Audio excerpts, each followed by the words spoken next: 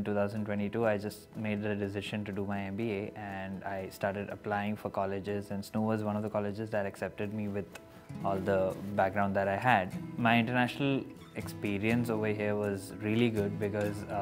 I ended up connecting with a lot of people with a diverse group, and my group is not just Indians or just people from Middle East. It's a lot of people, and then they nurture you, they make you happy, and that SNHU provides that sort of a background and that sort of an environment over here. My dad has always been my role model, and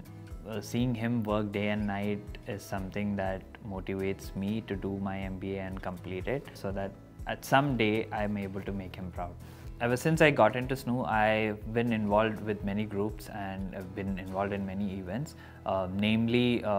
one was an International Gala for which I sang, and that was something which is truly memorable for me. And the other thing is,